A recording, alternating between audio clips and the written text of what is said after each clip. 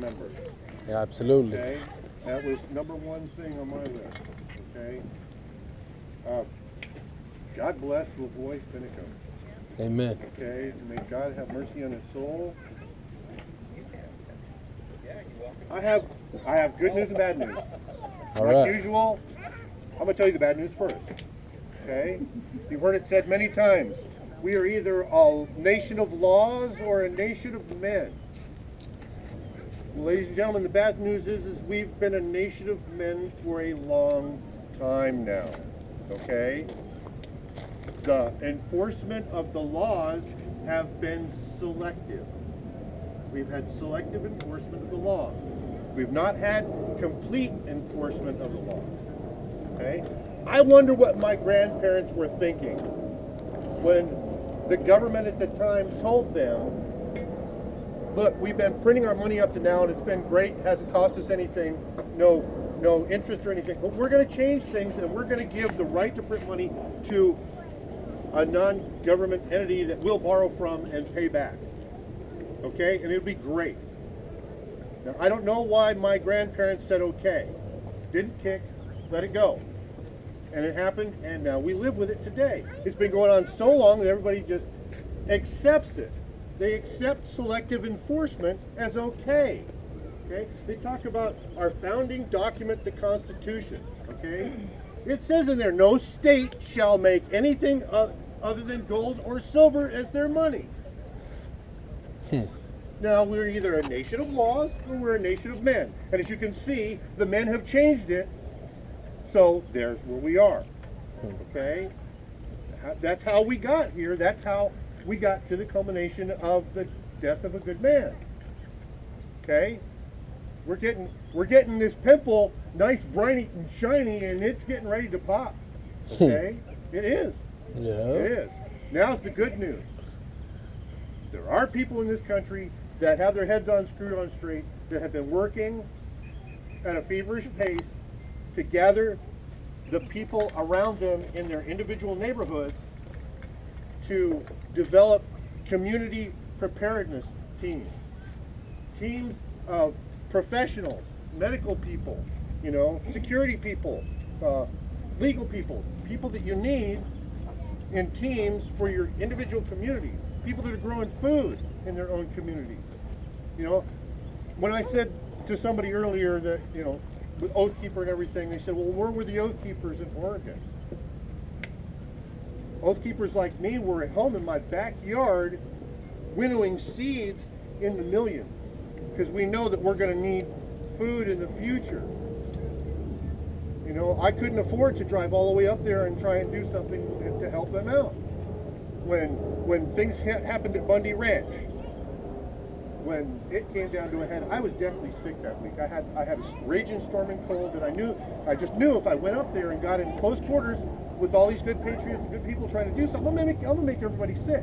So I didn't go. Okay? When Bundy Ranch, everything came to a head and things happened, and then people started going this way and that way, and it just kind of did one of these things. That's when I went. I went to Bundy Ranch after it all happened. I went up there as people are splitting, and there's still people coming. Because why? Because there's still a family inside this house that doesn't feel secure. That's why people went to Bundy Ranch that I know of. I mean, there were some that went up there to deal with the cattle and the land and the ranching issue. But a lot of people I know went up there, they went up there to protect the family for in case something happened. Right. Okay? I met with Mr. Clive and Bundy. I shook his hand. I said, I'm here to protect you and your family from anybody that might want to bring you harm. That's why I'm here. If there's anything I can do, let me know. So I was up there for a while. I tried healing the rift between the Patriots and the Oath Keepers. Okay? There's a lot of things people don't know about Oath Keepers. Many of our Oath Keepers are ex-military, ex-law enforcement. These are people that have rigid structures in their life. I mean, that have built them up to what they are, and that's important. And that's amongst themselves. And when they get, as a group, they go in and they want to try and help something, they look around, they take assessment, and they go, wow, this is messed up. Hey, you guys, You know, you can't do this and that. Oh yeah, we can do whatever we want to, blah, blah, blah, blah, blah. That's where the rift came from, right? I got up there afterwards, I tried to stop the rift and say, look, the mission is still here, is protect the Bundy family. So we did that, and we protected them for a while, and then things cooled down. Okay, we can go home now, and we went home.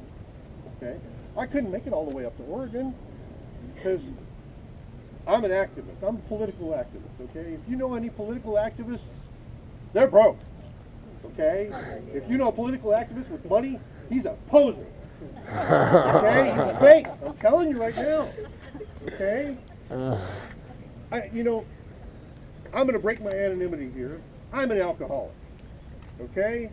Alcohol messed me up. That was part of the program that the government, the powers that be, everything that was going on when I was growing up, it was part of the program, and it screwed me up so hard that at a very young age, I couldn't take it anymore. It almost killed me. I said, no, there's enough. No, this is, you know, I got to live a different way. I quit drinking, right? 1983, I quit drinking. Okay, I haven't had a drink since.